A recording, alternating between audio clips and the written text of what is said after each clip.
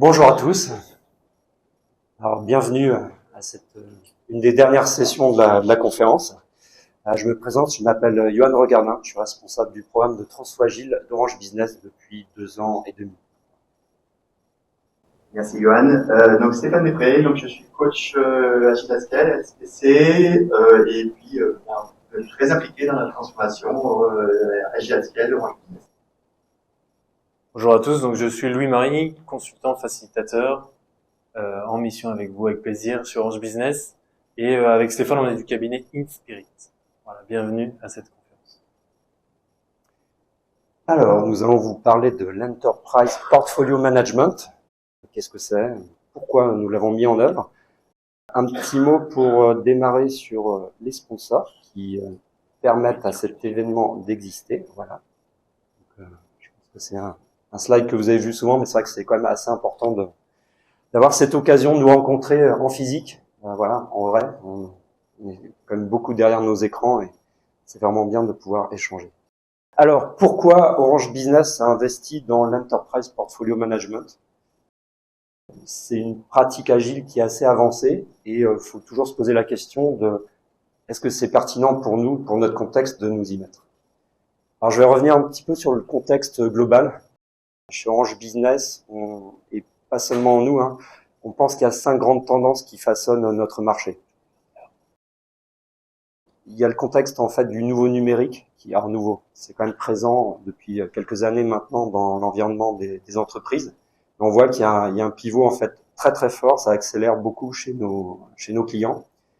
Et on peut plus se permettre de fournir seulement une offre qui n'est pas intégrée au système d'information du client.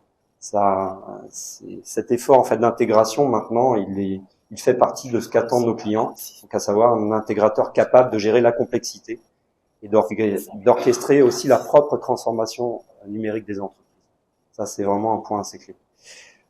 Deuxième élément, la telco cloudification. Qu'est-ce que ça veut dire? C'est que on est sorti de l'ère du réseau physique. Maintenant, c'est des projets comme le SD-WAN et autres qui sont demandés partout et qui requièrent des compétences un peu différentes pour pouvoir être déployées chez nos clients. L'autre élément un petit peu plus général, c'est le fait d'avoir besoin d'une société de confiance. Ce qui est très attendu de la part de nombreuses entreprises, c'est de pouvoir faire confiance aux fournisseurs de la solution, mais aussi qu'il amène des garanties sur la capacité à protéger les données, à protéger les accès, à assurer en fait un niveau de compliance vis-à-vis de la cyberdéfense et autres qui est vraiment clé. L'impératif écologique s'impose aussi à tous. Même si ces derniers temps on a pu voir un certain relâchement, on voit bien qu'aujourd'hui ça fait partie des éléments qui sont observés dès lors qu'on contractualise avec un fournisseur. Ça fait partie des éléments clés. Puis le dernier élément qui va parler beaucoup aux agilistes, alors dans le contexte global, on a des crises permanentes géopolitiques, des guerres, même en France, voilà, on connaît en ce moment cette inquiétude qui se perçoit sur est-ce que j'investis ou pas dans l'avenir, est-ce que je vais prendre des risques en misant ou pas sur cette solution. Et donc on a besoin de pouvoir à la fois donner confiance et fournir des solutions qui vont nous permettre de gérer ces difficultés. Alors, qu'est-ce que ça a donné déjà en interne chez Orange Business? Un besoin de transformer notre modèle d'entreprise. Et pour ça, il va s'appuyer sur 4 leviers. Le premier, c'est celui de la simplification. Quand on a un opérateur historique, on a en catalogue énormément d'offres, énormément de solutions qu'on a conçues un peu spécifiquement. Et donc là, il y a un effort très important qui est porté sur la simplification de nos offres, pour nous réduire nos coûts, mais aussi avoir un message très lisible auprès de nos clients. Recentrer, ça, ce sont des éléments assez clés. On peut avoir tendance à se disperser sur tout un tas de lignes de produits et du coup avoir une image un peu perturbée sur le point de vue commercial. Nous, on a fait le choix de nous centrer vraiment sur les offres de connectivité, la sécurité, la cyberdéfense. C'est vraiment on va dire les produits clés, les produits phares par lesquels nos clients viennent nous voir. Ça nous impose aussi de transformer notre core business. On a beaucoup investi dans des plateformes fibres, les cœurs de réseau 5G, tout ce qui va permettre aux objets connectés en fait de bien fonctionner. Et donc ça change beaucoup la structure de nos équipes. Et enfin, accélérer dans le digital pour pouvoir aider nos clients à bien intégrer nos solutions chez eux, On a besoin en fait d'avoir une force de frappe au niveau du digital qui nous permette d'amener une proposition de valeur qui soit au niveau. Tout ce que je viens de vous raconter, le contexte global, les leviers de transformation qu'on observe en interne, on doit le conduire avec un groupe qui a une empreinte mondiale. On a environ 30 000 employés, des clients un peu partout sur la planète et nous sommes présents dans 65 pays. Rien que pour construire nos solutions, nous sommes présents quasiment dans une douzaine de pays. Et comme dans beaucoup d'entreprises, on a une structure hiérarchique assez classique. Ces 30 000 personnes sont réparties dans différentes entités qui vont des opérations, les personnes qui supportent nos systèmes, l'IT qui développe ces solutions, Product and Marketing, donc ce sont des personnes qui à la fois design, conçoivent les offres, mais aussi implémentent le volet technique. Nous revendons beaucoup de solutions avec nos partenaires, avec des offres comme Cisco ou autres. Business France, Business International, chacun en charge de leur zone géographique, avec une variété de clients aussi assez spécifiques. Et puis des fonctions cœur, RH, finance, stratégie, communication, enfin tout ce qui est dans la sphère corporate. Donc, quand on part d'une structure hiérarchique de ce type-là et qu'on lance un programme de transformation agile, on peut avoir ce type d'indicateur, c'est-à-dire en 2018, on avait 13 trains agiles, donc c'était déjà pas mal à l'époque, 10 portefeuilles, qui étaient déjà des pratiques assez avancées, mais le scope de ces portefeuilles tournait beaucoup autour d'un groupe de solutions IT. On n'avait pas encore fait l'intégration des enjeux business directement au sein de nos portefeuilles. Et on couvrait à peu près 1500 personnes, pas tout le temps en direct. En 3 ans, là, de 2023 à 2025, nous sommes passés à 30 trains agiles, 11 portefeuilles qui intègrent la vision business, c'est-à-dire qu'est-ce qu'on souhaite vraiment délivrer, puis une empreinte un peu plus large. Et donc, de cette même manière, la création de ces portefeuilles nous a amené à repenser notre manière de pouvoir distribuer les rôles, les responsabilités de chacune de ces équipes, plusieurs milliers de personnes, dans des personnes en charge de la production des services et donc de l'intégration avec nos partenaires, toute la sphère d'amélioration des parcours clients, que ce soit sur l'IT existant, ainsi qu'une nouvelle stack IT qu'on est en train de construire, qui s'appelle le programme NewCo. Et enfin, des solutions transverses, l'investissement dans la data IA, l'exposition des API, voilà, tout un tas de fonctions qui sont utilisées un peu partout, qui sont aussi traitées sous la forme de portefeuille. Donc, pour finir ma partie, les mécanismes que nous propose SAFe, qu'on connaît assez bien maintenant, standard, on les connaît, alors je suppose il y a pas mal d'agilistes dans la salle, qui ne connaît pas le framework SAFe dans la salle. Voilà, juste une personne sur toute l'assistance. Donc, SAFe propose en fait des mécanismes d'alignement coordonnés pour faire de l'agilité à l'échelle, c'est-à-dire répondre aux enjeux de l'entreprise. Dans le standard, au niveau des trains, on a les PI planning. Ce sont des événements où on regroupe centaines de personnes pour faire le plan qui va être délivré dans les 3 prochains mois. On a des sessions d'inspection, d'adaptation au changement qui sont prévues dans le modèle. Au niveau des portefeuilles, donc là qui est une pratique un petit peu plus avancée, on a ce qu'on appelle les portfolio sync qui nous permettent de décider de lancer un nouveau projet ou d'arrêter des projets existants.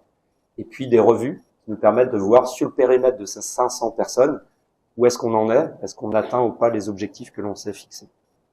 Donc ça, on va dire que c'est du standard. Ce qu'on va vous proposer dans la suite de la présentation, c'est de regarder 2 événements qu'on a créés qui s'appellent Planning Conférence Cross Portfolio Alignment, qui nous a permis de mieux faire fonctionner ces couches-là et de gérer les interactions entre environ 17 trains. Donc ça, c'est des éléments assez classiques. L'Enterprise Portfolio Management, c'est la couche du haut. Le problème qu'on cherche à résoudre ici, c'est de converger avec le système décisionnel préexistant de l'entreprise. Chez nous, on passe des comités d'investissement. Le comité d'investissement, c'est on veut investir plus de 2 millions d'euros, par exemple, sur un sujet. Ça doit être validé par nos exécutives, à notre niveau ou carrément au niveau groupe, en fonction de l'importance. Donc, ce qu'on a essayé de faire, c'est d'injecter ces mécanismes décisionnels qui préexistaient dans l'entreprise pour les faire correspondre avec la structure agile. Et donc, maintenant, le step qu'on est en train de franchir en ce moment, c'est de surveiller les business plans qu'on a validés au cours des comités d'investissement et qu'on revoit tous les 3 mois pour s'assurer que les décisions prises au niveau du portefeuille, les lean business case, par exemple, si on fait des épiques, soient bien raccord avec l'engagement qu'on a pris en comité d'investissement. Donc, de la même chose, on a opéré une fusion avec les principes de pilotage financier de l'entreprise.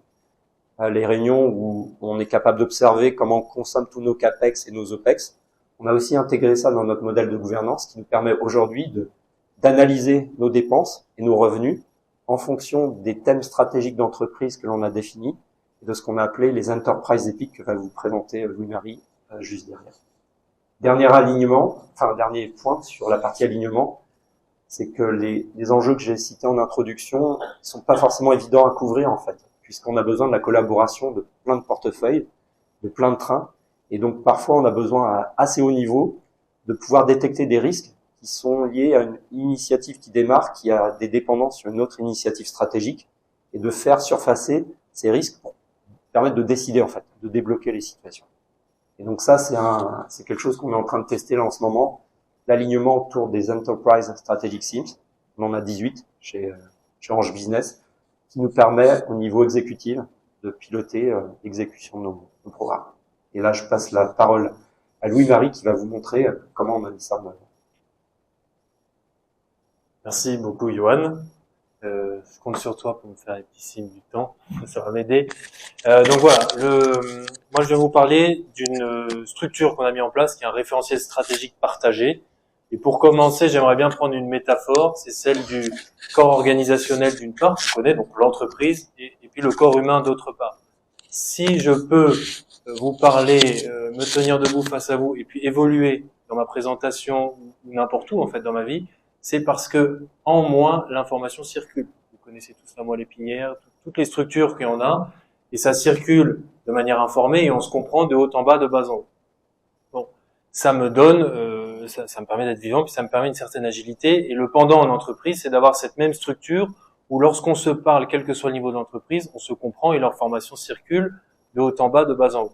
Et je me suis souvenu en préparant le talk que j'ai lu dans la littérature que il y a plus d'informations dans le corps humain qui vont du corps vers le cerveau, qui vont à l'inverse de celles qui vont du cerveau vers le corps.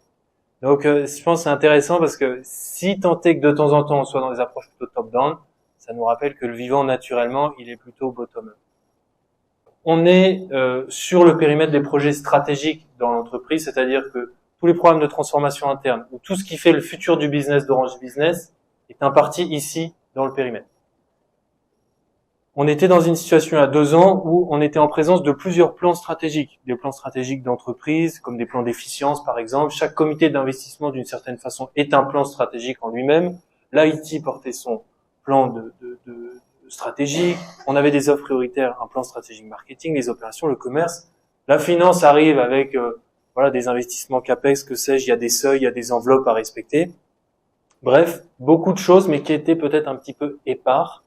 Et ce qu'on a proposé, c'est une démarche ouverte, coopérative, où en partant de l'existant, et ça je crois que c'est très important, en partant de l'existant, on a construit ensemble un référentiel stratégique partagé qui fait que je sois financier, exécutif, commercial, marketeur ou que sais-je, si je regarde le plan stratégique, je parle le même langage que les autres et je m'y retrouve.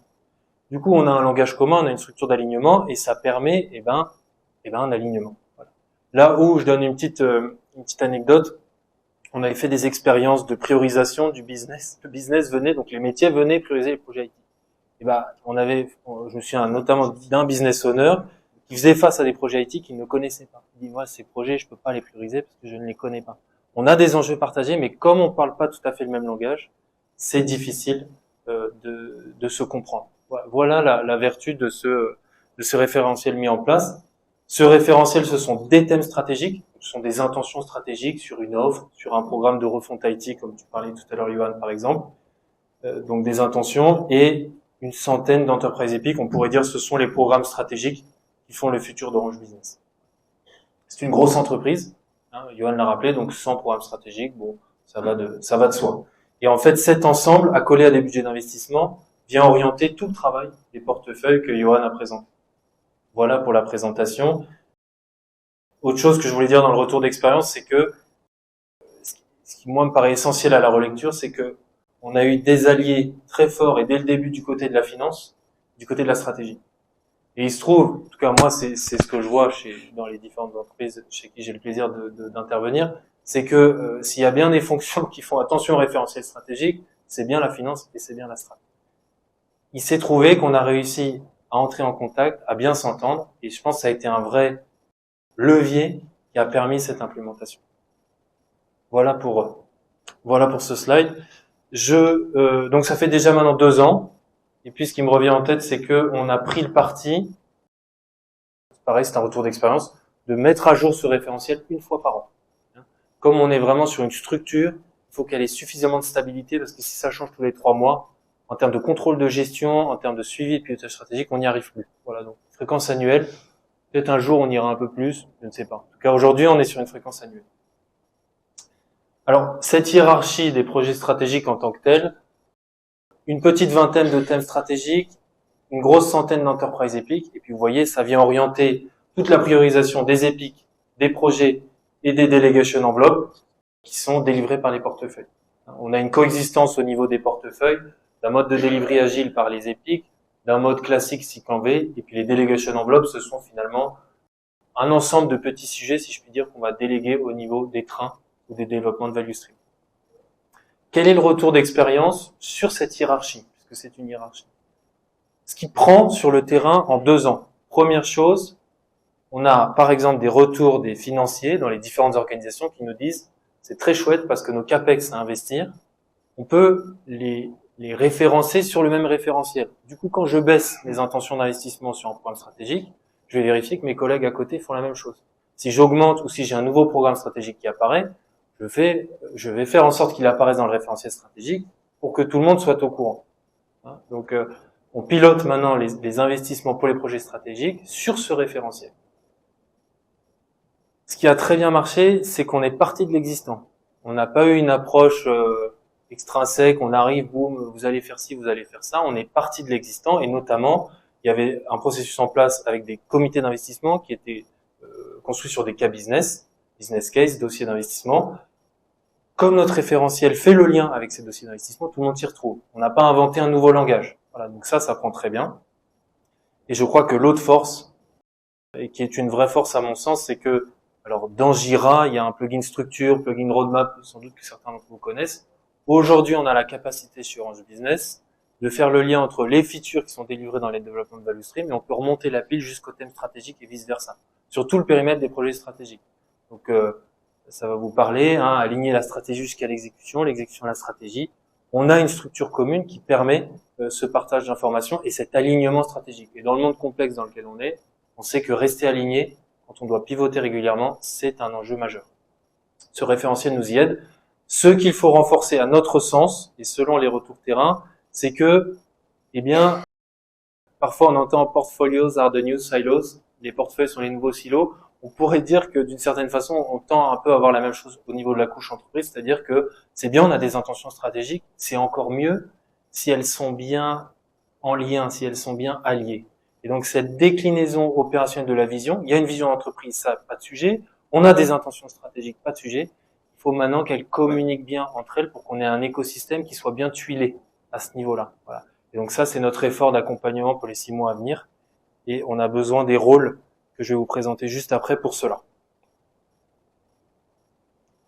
Alors, ici, il y a une vue un peu simplifiée. Je vais essayer d'expliquer ce slide qui est un petit peu touffu, mais on est donc chez Orange Business sur le périmètre des projets stratégiques. En place, on a une structure hiérarchique, comme dans toutes nos entreprises. Et à droite, on a donc cette structure collaborative virtuelle, qui est cette hiérarchie des projets stratégiques. L'histoire ici, c'est de dire qu'historiquement, par exemple, je prends le marketing, je lance une nouvelle offre, bon réflexe, je prends un directeur de programme marketing, un super chef de produit, et pof, on y va, on décline un cas business, etc., etc. N'empêche que ce directeur de programme, historiquement, il est plutôt orienté ou teinté produit ou marketing. Donc quand il faut aller voir l'IT, quand il faut aller voir les opérations, j'ai toujours en tête que je suis plutôt dans la maison du marketing. Donc l'idée, c'est de progressivement faire transiter ces directeurs de programme, pouvaient peut-être être polarisés vers des rôles d'enterprise business owner au niveau de l'enterprise strategic team ou d'enterprise epic owner dans l'enterprise epic. Et ici, on est agnostique de l'organisation. On s'intéresse à la valeur totale délivrée par Orange Business pour le bien de ses clients ou pour son bien personnel, et on couvre l'étendue de la valeur, du delivery à opérer, des finances mises en jeu, des ressources capacitaires, des risques, des succès, que sais-je. Voilà. Et ce qu'on voit, c'est que c'est pas si simple de faire émerger ces rôles-là. Comme on vous le disait, on a une approche qui est plutôt, on propose, on accompagne, on voit ce qui crante, plutôt que maintenant, vous allez prendre ces rôles-là. Et il se trouve que ces rôles-là, ce sont des rôles qui demandent plus de connaissances qu'un directeur de programme, puisque je couvre l'ensemble des aspects de la valeur à produire et du delivery. Ça demande aussi de la bande passante, et comme on n'a pas fait une fonction, c'est-à-dire qu'on n'est pas passé par la voie hiérarchique en disant maintenant on a des entreprises du codeur, on les fait émerger progressivement, ça prend un peu de temps. Connaissance, bande passante, il faut être bien câblé, je dirais, pour ces rôles-là. Et c'est des rôles dont on a besoin. Je regarde niveau temps, ça va? Ouais. Ok, 1 minute. Voilà. Et progressivement aussi, pour faire le lien dans toute cette strate-là, on a mis la main à la pâte pour montrer en fait qu'est-ce que ça voulait dire être un enterprise DMO. La gestion du référentiel stratégique, l'animation de toute cette communauté, le lien avec la finance, les événements, etc. Et progressivement, on a montré qu'on avait besoin d'une fonction pérenne qui s'appelle Enterprise VMO. Et le succès ici, c'est que on a, et elle est arrivée début octobre, une Enterprise VMO. Alors plus le LACE en fait, hein, c'est une personne morale plus qu'une personne physique. Voilà. Mais donc on a un groupe qui fait Enterprise VMO, qui est reconnu et qui sera pérenne sur Orange Business. Je finis en vous disant que sur la couche entreprise, peut-être plus que dans les trains et les portefeuilles, on touche toutes les fonctions de l'entreprise. Et vous le savez comme moi que chaque fonction, elle a tendance à avoir ses propres processus, ses propres outils. Une dimension essentielle de la transformation qu'on est en train de mener, c'est non seulement l'aliment des personnes, au regard des artefacts que je vous ai présentés, mais ça passe aussi par la mise en lien de tous les outils. Et vous le savez, les outils, ça peut vite être très complexe. Voilà. Donc, une dimension, le message clé ici, c'est une dimension structurante de notre transformation sur le PM. Ça passe aussi par les outils et par la diversité des rôles qui vont dans un ou plusieurs outils et qui doivent être aussi accompagnés dans la prise en main de la refonte de ces outils. Voilà, ça va de la gestion de produits à la gestion financière détaillée, en passant par le delivery, Jira que vous connaissez tous. Bref, il y a tout un panel à adresser, à accompagner et à faire évoluer. Voilà pour cette structure d'alignement, et je passe la main à Stéphane qui à sa façon aussi va vous parler d'agilité à l'échelle sur Orange Business. Merci Louis-Marie. Alors de mon côté, je vais vous présenter les mécanismes et les retours d'expérience de mise en œuvre de ces mécanismes concernant l'alignement au niveau des trains en cross-portefeuille et l'alignement entre les portefeuilles. Donc j'ai cité la planning conférence, qui est un mécanisme que j'ai le plaisir d'organiser et de faciliter depuis 18 mois, et pour aligner désormais 18 agiles registrés. Et puis un retour d'expérience également sur l'expérimentation qu'on a conduite pour coordonner les 11 portefeuilles Orange Business. On peut peut-être se poser la question quel est le besoin de se coordonner. Alors, dans une entreprise comme Orange Business, avec 11 portefeuilles, la taille de l'organisation, la complexité des solutions fait que forcément on a un certain nombre de désalignements. Donc il y a un objectif de s'aligner en termes de vision. Deuxième chose, on a 11 portefeuilles, dont 4 portefeuilles dits Product and Services. On a découpé les offres, on a fait une partition des offres en 4 portefeuilles. Parce que en un portefeuille, c'était trop gros. Mais il se trouve que pour délivrer ces différentes offres, eh bien, on a des communalités, on a des comportements communs en termes de customer journée qui sont communs aux différentes offres, le billing, l'ordering, etc. Et du coup, il y a besoin de factoriser. Et le logique au niveau de l'entreprise, qu'on essaie de factoriser le plus possible. Dit factorisation, eh bien, dit train enabler, dit portfolio enabler, et dit donc mécaniquement dépendance. Je vous ai présenté ici, alors ça date de la semaine dernière, c'est sur le périmètre de la planning conférence, la matrice de dépendance entre les trains, les 18 points du périmètre. Vous avez en ligne les trains qui ont des besoins vis-à-vis d'autres trains, et en colonne, les trains qui produisent, qui répondent à ces besoins. Donc on a une matrice, donc 18 par 18. Plus l'entreprise architecture en bas, et qui est aussi très importante, et qui a des besoins d'implémentation, de mise en œuvre, de suivi, et d'implémentation de l'architecture runway dans l'ensemble des trains. Et donc, vous voyez, la matrice, elle est loin d'être vide, et donc il y a des besoins de coordination. Alors, pour ce faire, pour coordonner tout ça, pour orchestrer tout ça, eh bien, on a mis en œuvre une planning conférence avec 4 objectifs d'alignement. Un alignement en termes de vision, un alignement en termes d'architecture et stratégie d'implémentation, alignement en termes de roadmap, bien sûr, et puis alignement en termes de plan d'API. Je vais vous présenter relativement succinctement le process de la planning conférence. Donc, comme vous le voyez, on a les PI planning des 18 trains qui ont lieu, qui apparaissent en jaune sur l'image. À gauche, un ensemble d'événements et à droite, un événement. Donc, à gauche, à l'ensemble des trains, je leur demande systématiquement de préparer l'événement pour être efficace au niveau de l'événement. Je leur demande de 1. Mettre à jour leur roadmap, 2. Renseigner le board de PI planning que je vais vous présenter par la suite, 3. De préparer une présentation, et 4. D'identifier les sujets d'alignement. Donc, qui sont des sujets qui peuvent être relatifs à des désalignements de vision, à des désalignements en termes de roadmap ou d'architecture. Suit une pré-planning conférence qui dure 2h30 pour 18 trains. Pendant cette pré-planning conférence, en fait, c'est une session de présentation. On présente l'architecture d'entreprise, son update, et chaque train vient présenter des updates de vision, ces updates d'architecture ou de stratégie d'implémentation, et, point clé, sa roadmap, mais sa roadmap en mettant en exergue les points de dépendance avec les autres trains. Et enfin, ces problématiques d'alignement préparées précédemment. 2 jours après, j'organise une planning conférence qui a 2 volets.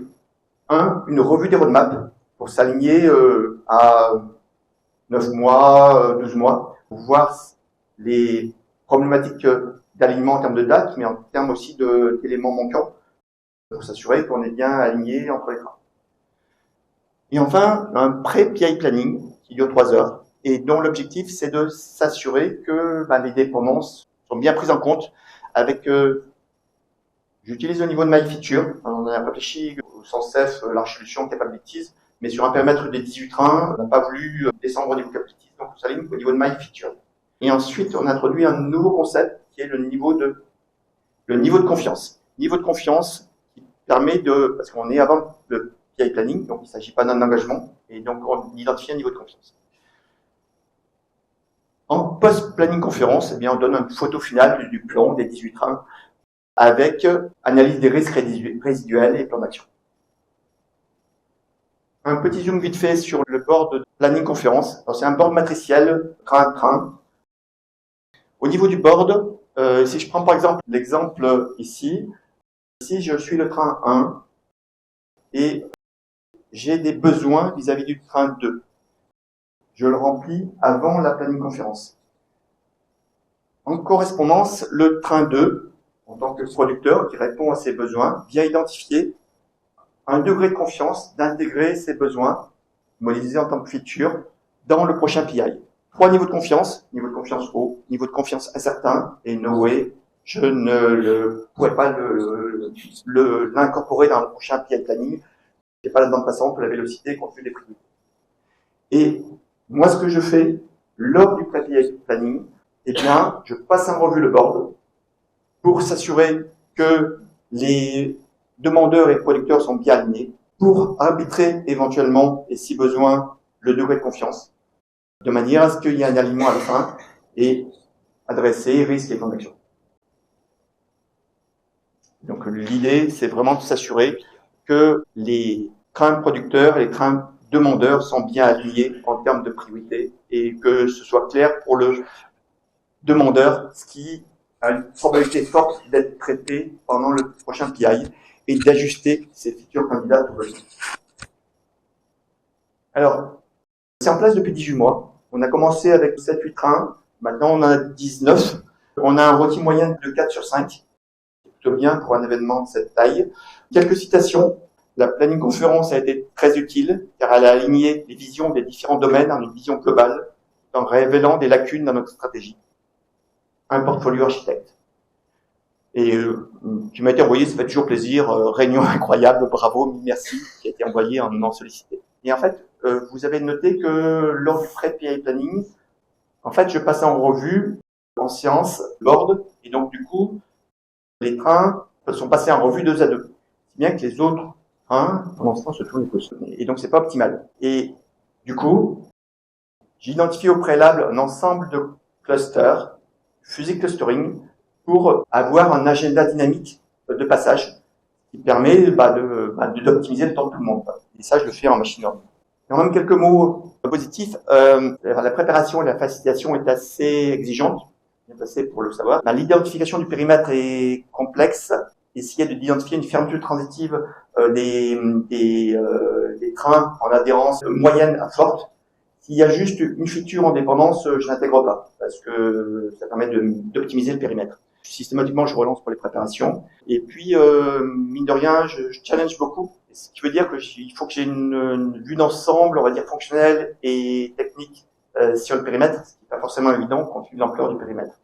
Et puis, bien sûr, time keeping, vous imaginez. Et puis, là récemment, il y a 2 trains là qui étaient en très forte dépendance. Et du coup, je pense que oh, je suis en retard. C'était prévisible. La planning conférence, elle permet de gérer les dépendances, on va dire, faibles, moyennes. Mais s'il y a vraiment des dépendances fortes, elle est insuffisante et il faut que ce soit complémenté par des mécanismes d'orchestration plus poussés. Alors, je vais passer assez rapidement sur... Je vais passer rapidement sur le cross-portfolio sync, cross-portfolio alignment, qui est un mécanisme qu'on a mis en œuvre, qu'on a expérimenté pour aligner les différents portefeuilles. Objectif. Alignement en termes de vision, alignement en termes de priorité roadmap, alignement en termes de budget, de ressources transverses critiques comme les architectes par exemple, ou de ce qu'on appelait les cross-cutting concerns, la stratégie d'implémentation, donc typiquement penser architecture, sécurité, co-design, conformité. Comment ça se passe? Comment ça s'est passé? Une phase de préparation, une phase où on a fait une présentation par portefeuille, par Enterprise Strategic Teams, comme c'était présenté tout à l'heure par Louis-Marie, et par Cross-Cutting Concerns. Si je prends l'exemple d'un portefeuille, ils ont présenté leur vision, les impacts structurants sur les autres portefeuilles, la roadmap, avec un focus sur les dépendances avec les autres portefeuilles, et les sujets d'alignement. En expérimental, on a testé un open forum à l'échelle de l'entreprise pour adresser les problématiques d'alignement. Et enfin, pour finir, on a fait un Global Strategic Analysis Circo avec le COMEX, dont l'objectif était un reporting budgétaire, CAPEX, et escalader potentiellement les sujets d'alignement qui n'auraient pas été traités en open forum. Juste pour finir, en termes de feedback, alors vous avez vu, je l'ai mis un petit peu moins vert que la planning conférence. Les retours sont positifs, mais il y a quand même quelques points à noter.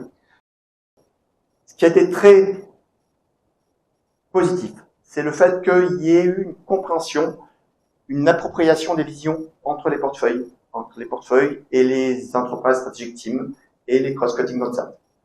On a identifié 150 sujets d'alignement entre les portefeuilles. Pas forcément toutes très stratégiques, hein, mais il donne un nombre quand même assez important. On a donné une visibilité au niveau du COMEX sur les risques des entreprises épiques stratégiques. Et puis, on a fait un reporting CAPEX à l'échelle de l'entreprise. La préparation et la facilitation, comme vous pouvez l'imaginer, est assez complexe. On a mobilisé un nombre très important de personnes dans l'entreprise. Et en fait, autant on a fait ressortir les sujets d'alignement, on ne les a pas tous réglés en séance. Ce qui fait qu'on est en réflexion actuellement pour voir comment on pourrait, on va garder sûrement pour renforcer la valeur apportée au regard de l'effort de préparation et d'exécution. On va garder sûrement une partie de ce qu'on a fait, mais on va un peu l'ajuster. Voilà, et je laisse la conclusion à Yoann. Merci Stéphane. Je vais essayer d'aller assez vite parce que pour laisser du temps aux questions. Alors, première conclusion, on pourrait dire que maintenir un référentiel commun au niveau de l'entreprise, c'est possible. À un moment, on a douté, en regardant la variété des enjeux pour chacune des sous-entités. Mais on a eu le plaisir de voir les personnes jusqu'aux execs s'approprier du vocabulaire du type Enterprise Strategic Themes ou Enterprise Epic. Ça a quand même été quelque chose où on s'est dit, il y a eu du progrès. Décider en fonction de cette référence à tous les niveaux, c'est ce qu'a dit Louis-Marie. Si dans Jira, vous pouvez voir le thème stratégique auquel vous contribuez, vous n'avez pas besoin de poser la question à quelqu'un. Vous voyez, c'est dans la hiérarchie de ce que vous êtes en train de faire. Ça aide énormément à éclaircir qu'est-ce qu'on est en train de produire. Embaucher un Enterprise VMO, on l'a fait. C'est pas facile à trouver. Si vous cherchez sur LinkedIn des profils comme ça, c'est pas simple. Donc on le fait émerger en interne. Et aussi, surtout, créer un collectif pérenne. C'est avec cette interface, avec la finance, avec les différentes entités qu'on réussit à se donner confiance petit à petit, que ça sert à quelque chose en fait, de voir nos problèmes, nos intentions stratégiques sous cet angle-là.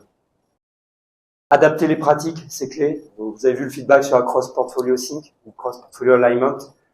Perso, moi je suis pas chaud pour en faire une tout de suite, tellement ça a mobilisé beaucoup d'acteurs chez nous, et dès que l'outcome n'est pas évident pour tous, c'est-à-dire le temps qui a été mis dessus, c'est surtout en période de transformation, faut aussi avoir conscience qu'on en demande beaucoup aux équipes, et parfois il y a des pratiques qui sont bonnes et c'est pas le bon timing en fait. Donc ça vaut à peu près pour tout.